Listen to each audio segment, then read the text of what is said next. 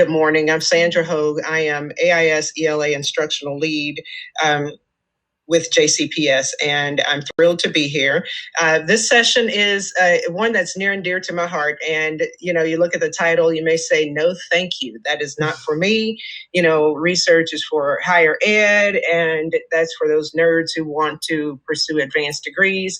But I'm here to dispel that inclination, because action research is a practitioner's dream.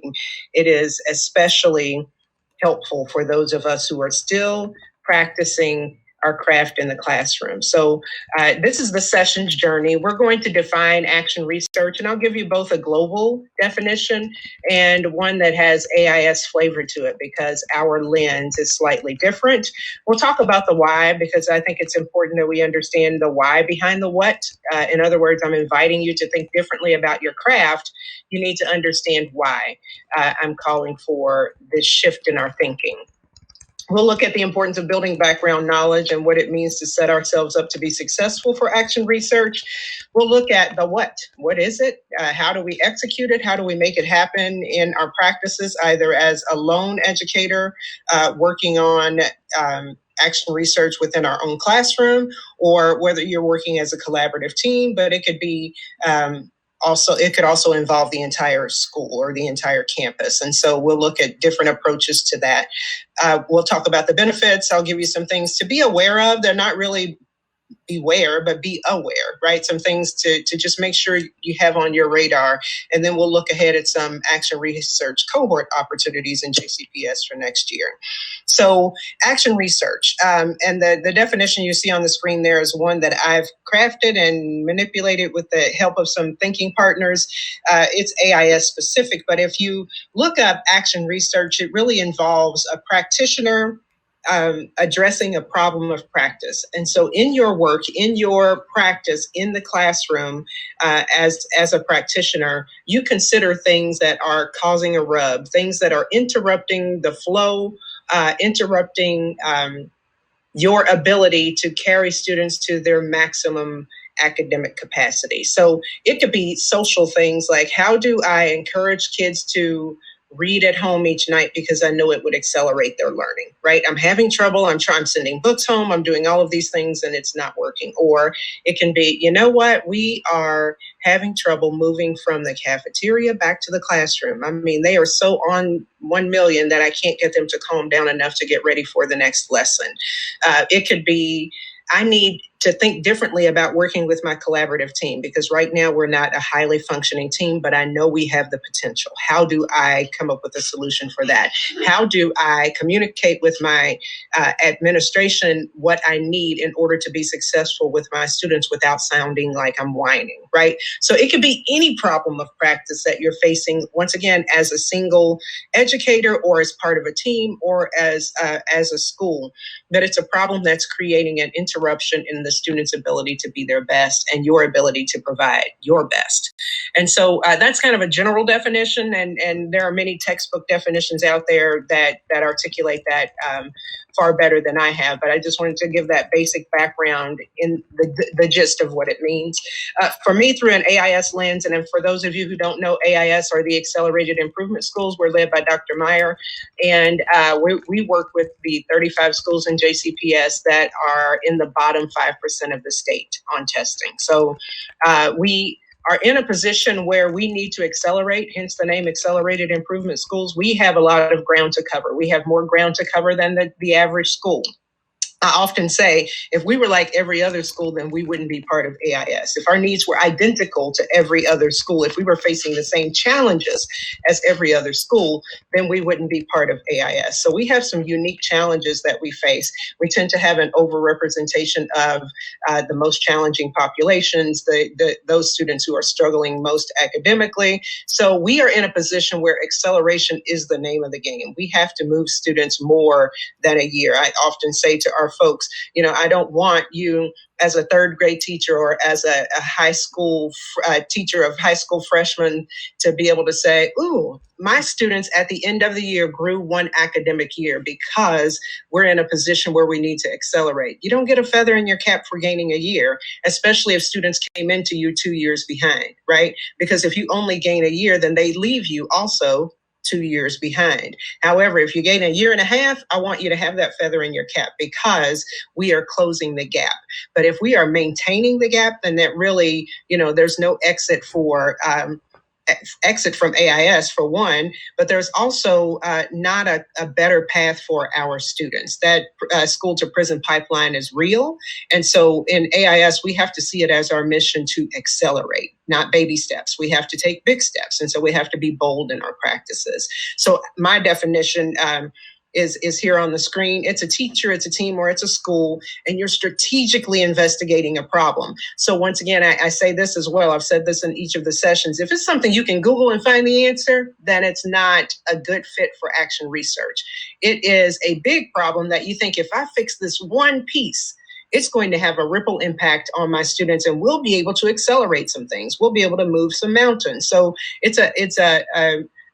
you're choosing a bigger rock than just something casual that may be the case in traditional action research. But it's something that's creating a barrier. It's keeping students from learning, right?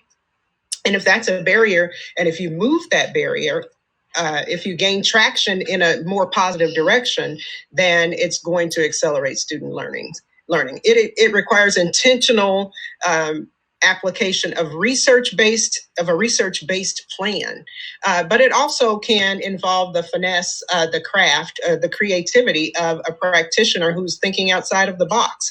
So you could read research and you say, I'm going to pull a little bit from what this researcher has said. I'm going to pull a little bit from this. I'm going to pull a little bit from what my teammate down the hall or my colleague down the hall has done. But I'm also going to throw in some of my material. And I think this plan is going to help me address my problem of practice.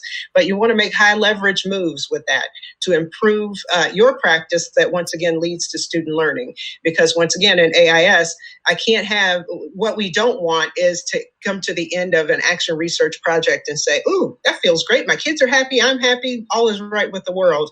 Instead, because we're in a position where we have to accelerate, it has to have tangible evidence that it has improved student learning. And if you're not moving student learning, if you're not accelerating student learning, then that's not something to celebrate from my lens of AIS. So that's why I said this is an AIS specific definition for this, because the rubber has to meet the road for us. We have to accelerate student learning. And so what you'll see here, if you click on each of these, they will link to academic journals, chapters from research books, research professional text. And then you'll also see some lighter touch resources like Edutopia, who I visit frequently because I love their little nuggets. They always give me something to think about. You'll also see over here on the far right a guide that I think is really the most teacher friendly. If I'm thinking as an AIC or a coach or maybe even a principal, it's a way to introduce your staff to action research that really gives you enough to hit the ground running. So like I said, there's kind of a spectrum here. If you want to nerd out on the academic side of that and read dissertations and professional articles and chapters, then there's a buffet there for you. So I encourage you to explore those when you have time. Now, the why, this supports the 6 systems, the essential systems outlined by JCPS. Now, I intentionally don't have system 1 because it's related to the standards, and this isn't necessarily, action research isn't necessarily standard specific, but it does touch on all of the others in more specific ways, like data. Once again, you have to have evidence. The rubber has to meet the road. And so it's data driven. It involves instructional planning. As I said, you don't say, I have this problem of practice. I'm just going to try random things to see what works, right? It's more strategic and more intentional than that. So there's instructional planning. And then there's monitoring, right? So you adjust and readjust. You figure out what's working and you lean into those things, and then you remove those pieces that aren't working. But the evidence comes from the analysis of student work. Once again, when the rubber rubber meets the road, is this impacting student learning? Is it accelerating their ability to perform academically? And then, of course, academic supports. It may involve ECE. It may involve the ESL team. It may involve the counselor in the building. It may involve other bodies beyond you, right? So, but you're surrounding the kids with the supports they would need through this plan to be successful. So it may involve that system 5 as well. And it absolutely is professional learning. So leaning into the questions for me, and I tell this story, I've told it, I don't know, many of you have probably heard me share it already, but in my classroom, I had an 8.5 by 11 piece of paper on which I had printed in the largest font I could make fit on a single page the word why. And that piece of paper sat in front of the letter A on my alphabet. And it was there year after year, and I'd print a new one each year because I wanted it to be cute and try a different font. But that why was not there for visitors who came to my room. It wasn't there for parents or the kids. It was there for me. And the purpose of that why was to ensure that I was always questioning my practice, right? Now, I'm not saying from the very beginning of time. I joined a teacher researcher team at the University of Louisville around 2003 or 2004. And I worked with Dr. Gina and Clyde and Shelley Barber, who was a classroom teacher at the time, and Laura Waz, who was a classroom teacher at the time. And then I was a classroom teacher. And so we put our heads together to answer the action research question, how might we use the arts to enhance students' literacy? And so we didn't have all the answers, and it was okay that we didn't have all the answers. We just set out to try some things that we thought would work with the kiddos. So that's what I mean by a lighter touch. Action research can be a lighter touch, but from an AIS lens, it has to be more laser focused than that study that I was part of. But that why became part of my thinking, right? So if I had a day where I hit it out the park, or I had a unit where the kids just nailed it. I mean, at the end, we were happy. I was happy. The kids were happy. Things were rocking on every cylinder. I felt like a rock star. I was asking myself why. So why were things so amazing in that unit? I wanted to pinpoint what was giving me the warm fuzzy. And was it just the emotional, or was it the fact that my students were performing better academically than they were at the start when I had conducted a formative kind of a pre-test, right? So did I have hard evidence that I was moving them academically, that they had accomplished the goals that I had set out for in that unit? And then the other side of that coin was when I bombed, like when it was like, good Lord, Calgon, take me away. What is happening with my classroom right now? What's happening with my practice right now? I wanted to, once again, question why. Why are things tumbling the way they are? And then I would set out to be doggedly determined to find an answer to that. Like, why and how do I turn the tide? Because this doesn't feel good for me. It doesn't feel good for the kids, and it's not good for anybody. And so that word why just keeps me in a space where I'm all the time thinking as an action researcher. I even say, I can't separate myself from an action researcher. I consider myself a teacher researcher. I think that's a badge of honor that I wear with pride. And so at this point, it's so ingrained in how I work, even in my work now with principals and instructional leaders and with academic coaches and, teachers sometimes. In that work that I do with them, I can't separate myself from that action researcher, that teacher researcher that's ingrained in me. So I'm all the time in pursuit of the hows and whys. And so you may couch that as my practices and student learning would improve if. It doesn't have to be you don't have to formulate it as a question. That why worked for me. And so in whatever way it keeps you in that space where you're in constant pursuit of solving these problems of practice in your profession or in your work, it's going to be a healthy bit of work for you. So before you get involved in action research, you need to do these things that we do intuitively anyway, right? So if something's bugging you and it's making you nuts, you talk to your colleagues. We do that all the time. Boy, my kids didn't do well on that. They can't summarize. They can't identify the theme. They can't, whatever that obstacle, right? They aren't getting this piece, or, they aren't clicking as a class. They're not working well together. They just bicker all the time. They just want to fight all the time, right? Whatever that issue, we're always talking that out with our colleagues in the building. Do that when you're thinking about action research before you get started in that work. And then read, nerd out about it. grab every resource you can. This one is one that I love from Ann Gouvas and Stephanie Harvey. I've used in this past year with teachers, and it feeds my soul. So it gets me thinking. It gets me considering things that I haven't considered, and so that's always healthy as well. And learning, you have to position yourself as a learner. You can't say, I have all of the answers to this. You have to be in that space where I have to learn and grow. And so here are some of the methods. Like, here's the how you attack it. Like, what do you do? Well, you identify a focus. Once again, it has to be a problem of practice that's wearing you out. It's making you nuts, right? And you're like, I know that if I can fix this piece, then I can accelerate my students' learning. So, and I won't go through all of those steps right now. I will pause to tell you about how when I was in the classroom, I taught early primary for several years in a row. And I can remember that why kept things fresh for me, right? Keeping, I was always working to make my craft better. And I was that teacher that, frequently, I won't say multiple times a week, but at least once a week, the custodians were knocking at my door about 10 minutes before they were about to set the alarm at 10 or 11 o'clock at night, saying, Ms. Hogue, you have to leave. You can't stay. We're about to set the alarm. You got to wrap it up.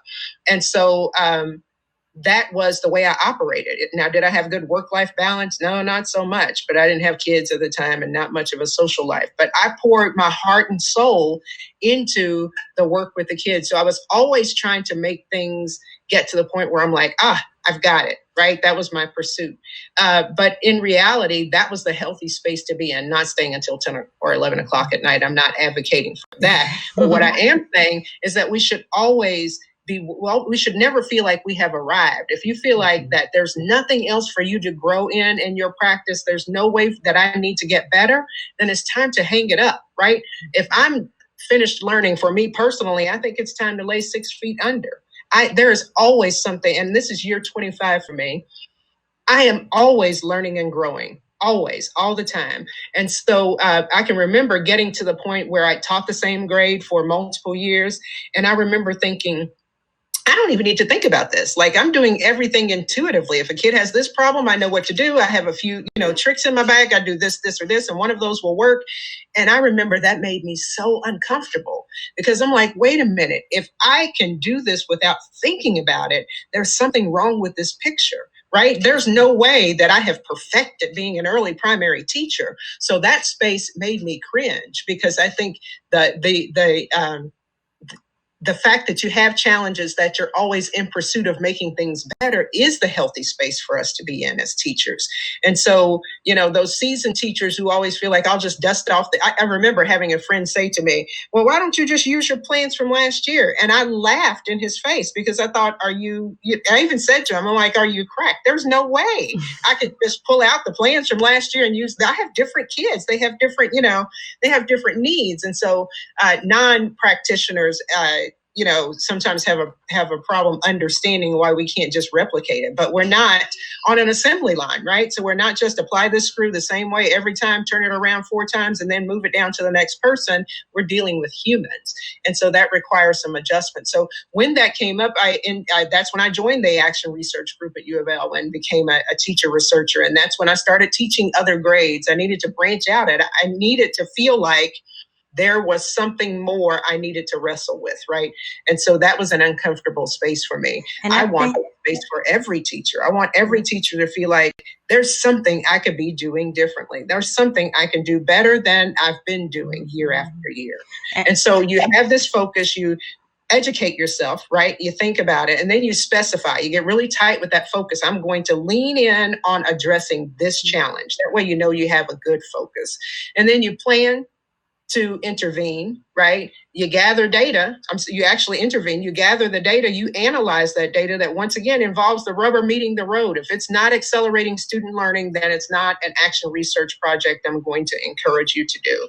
You evaluate those results and you determine, Have I been successful with this? If I have, let me address another challenge that will also lead to the acceleration of student work. If you didn't hit the mark, then you revise that plan and you keep going, but you're always taking informed actions.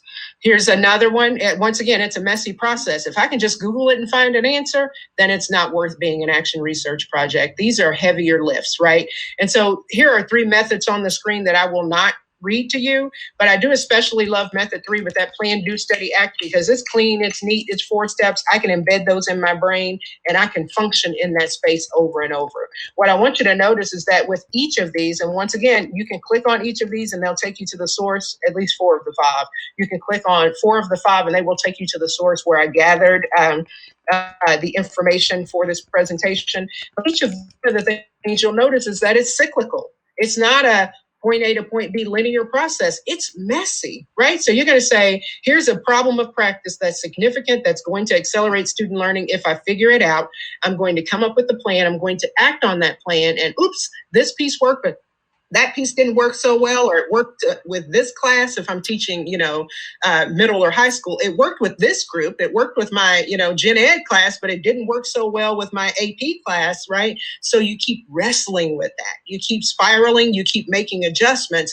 And so it's cyclical. You work in circles, you adjust, you readjust, and you keep it moving. And then once again, if you solve that problem, then it's time to move on to a different one. But it's a messy process. So once again, if it's something clean that if I just ask my neighbor what she does for it and I put that in place and it fixes it, then it wasn't really action research, right?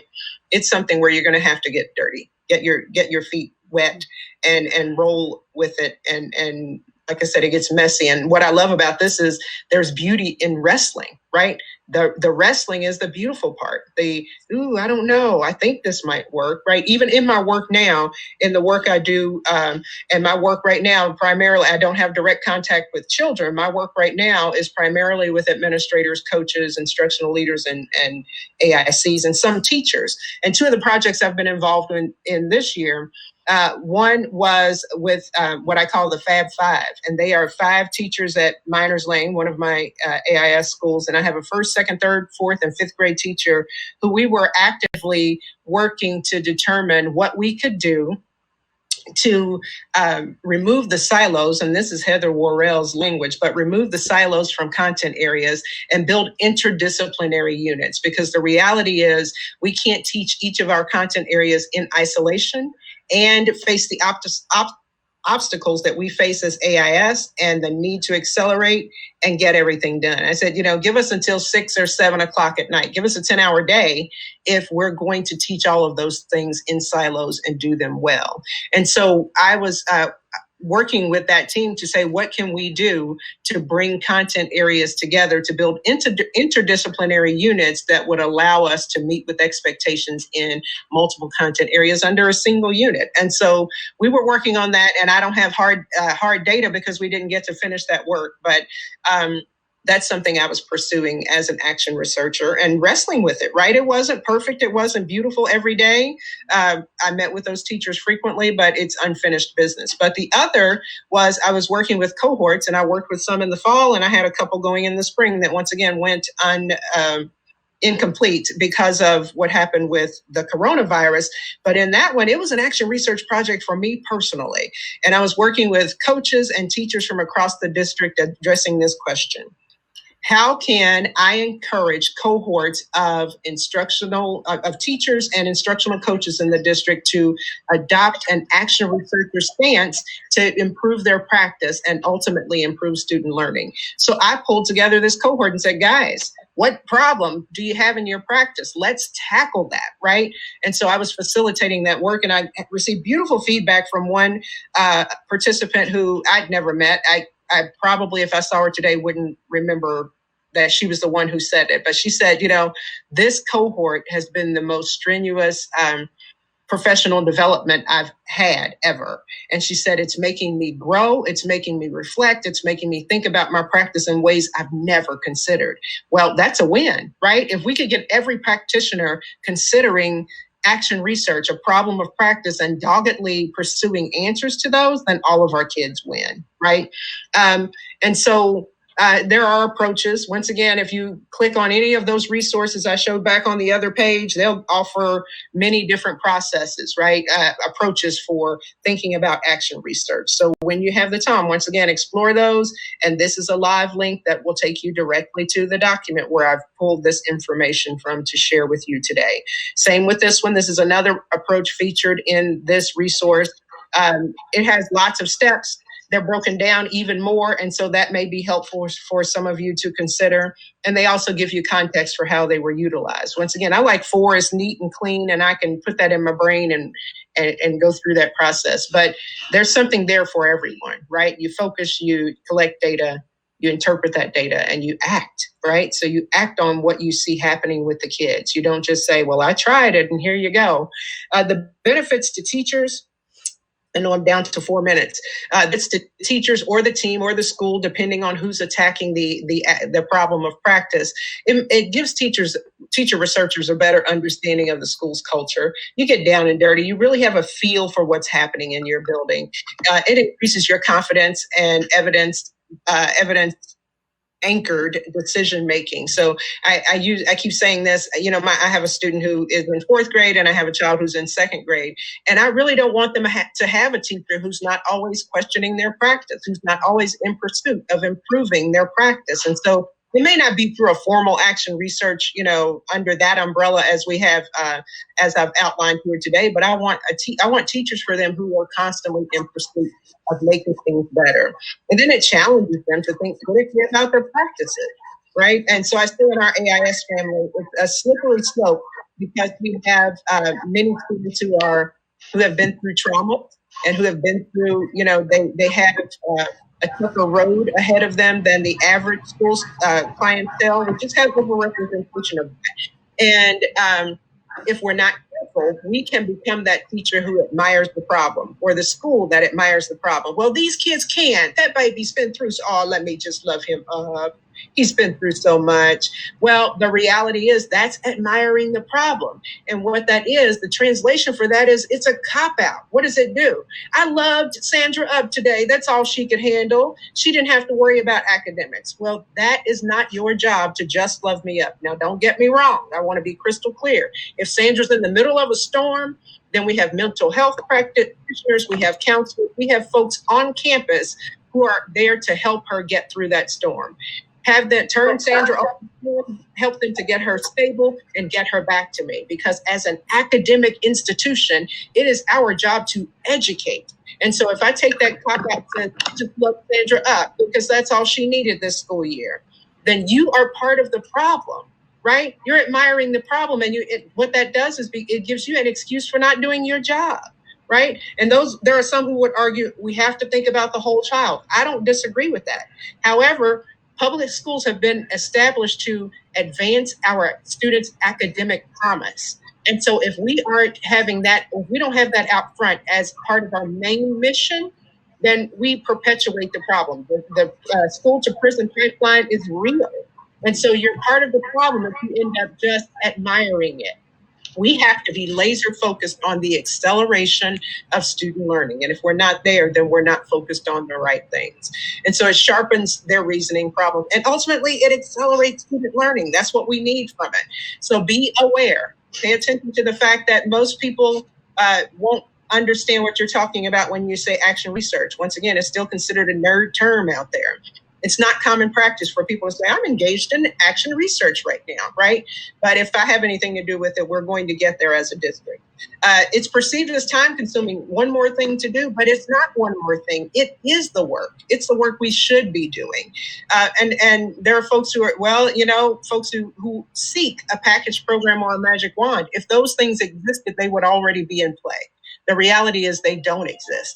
And so we have to be careful with that. They don't exist. And I'm at my time.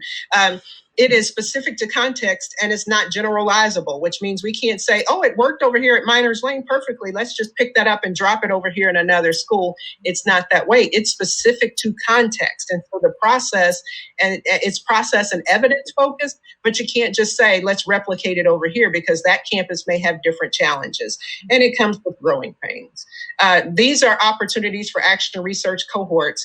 These are some of the books that we're considering for action research cohorts that will have set up in JCPS next year that I plan to facilitate along with other amazing educators in the district.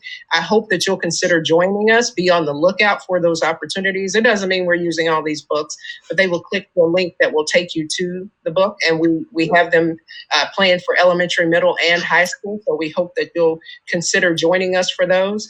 I am Sandra Hogue. I am AIS ELA Instructional Lead for JCPS. My Twitter handle is Sandra L. Hogue, and the hashtag we use is hashtag AI Success. If you've enjoyed the session, please let me know. Give me some feedback. If you have questions, if you have, you're not right about that. I enjoy a good intellectual sparring session. And so if you disagree, that's okay too. But if you have questions or concerns, I'm accessible. I'm on the global. I'm here. Reach out if I can be of assistance to you.